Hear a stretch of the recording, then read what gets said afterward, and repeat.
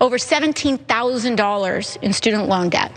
We have a moral obligation, an economic obligation, a political obligation to cancel student loan debt. I worked full time Monday through Friday and took weekend classes to get my law degree, and still close to $200,000 in debt.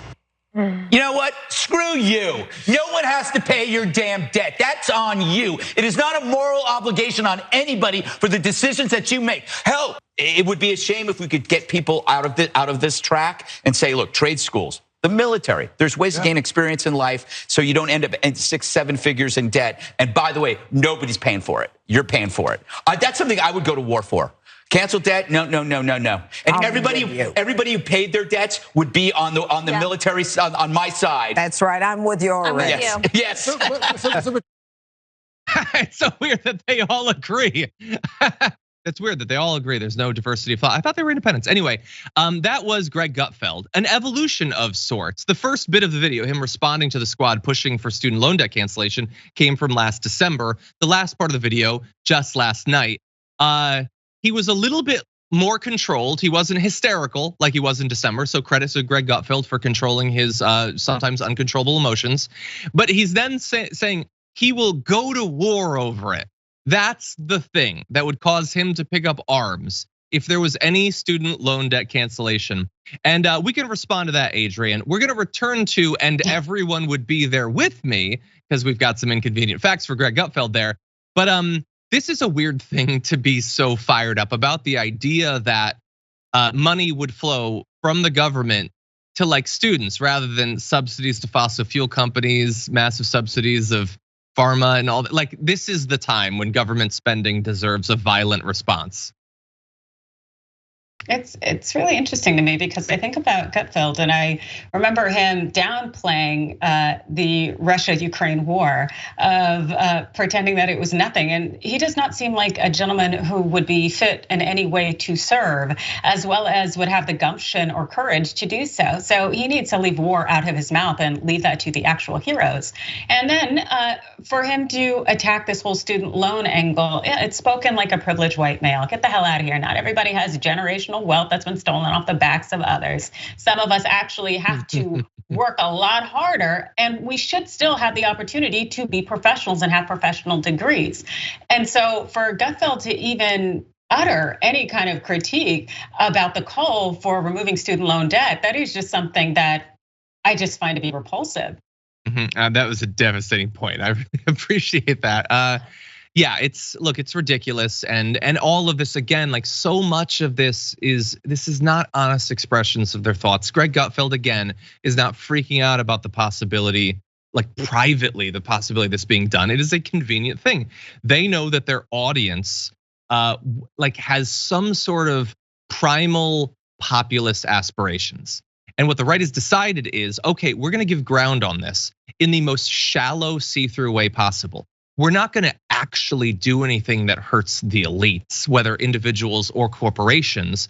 We're gonna find some way that it makes it seem as if we're criticizing the elites. For Tucker Carlson, it's once every 3 months, he uses the term elites. That's his nod to populism. For Greg Gutfeld, it's attacking students who go to colleges. Because for his audience, that reads as, oh, though that's the upper class, that's the elites. No, that's not how it works.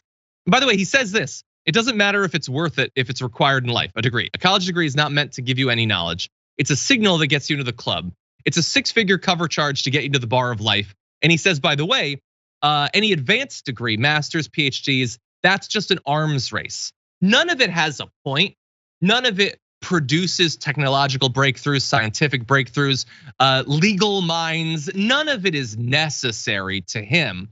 And that's a crazy thing to believe, particularly for a guy whom, and I looked this up, went to University of California, Berkeley, and got a BA in English. So look, he went to college, it was fine for him. He's parlayed that into a career or whatever. And by the way, every person that he hangs out with probably went to the same sort of schools. Every politician he supports went to those sorts of schools. It's not even an honest anti-intellectual position that he's taking. It is so obviously, transparently, politically strategic. And also, it's like he went to a state school, and I know California has, I think, the strongest community college system in the world. And so California has made it pretty affordable for people to be able to go to school, even though I don't even want to look at what the prices are. My undergrad's at a CSU. And so he benefited from that back in 1987.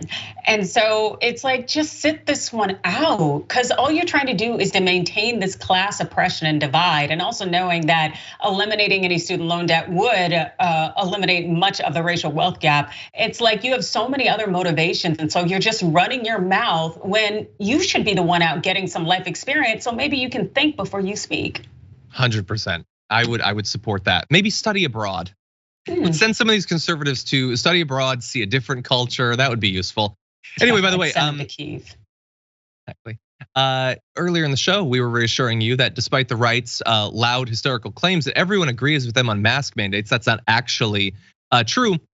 He made the claim there, I'll go to war to make you pay it, and everyone will be with me. Well, no, actually, fewer people might be with you, Greg Gutfeld, than you think. In a recent poll, 62% support some or all student loan debt being canceled. And the way it breaks down, it's actually pretty interesting. And it's kind of in the middle. It's not necessarily exactly what I would prefer. Nearly 20% of voters said all student loan debt should be forgiven. 15% say balances should be wiped clean of all debt for lower income Americans. Another 16% said all Americans should have some wiped away. 12% said some for those with low incomes.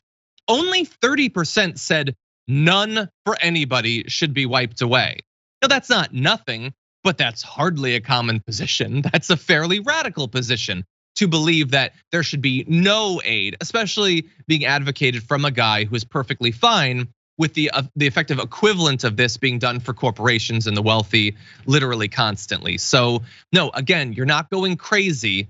People do largely agree. They may not think it should be 50,000 a person or all debt or anything like that, but they definitely think that there is a role for government in eliminating some of this nonsensical debt. Yeah, Any final thoughts, Adrienne? Oh, I just wonder, why do people care so damn much about whose debt gets eliminated and whatnot? It's this thought that, oh, well, I want you to suffer. And that is so incredibly weird. This is not a rat race. This is not a zero-sum game. If we can spend billions of dollars, trillions probably, on weaponry and defense and all of these unnecessary things to maintain some sense of control over the rest of the world, we can damn sure actually serve the people by removing some of the barriers that keep people from truly being able to flourish, especially when there's so many people out there who are financially struggling, living paycheck to paycheck, one medical health incident away from living on the street. And so just, my God, actually serve the people, especially when it comes to education.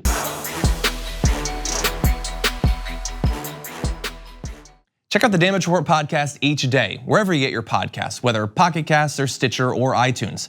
You can join me as I give you the news and stories you want, with a range of co-hosts and interview guests jumping in on the fun each day.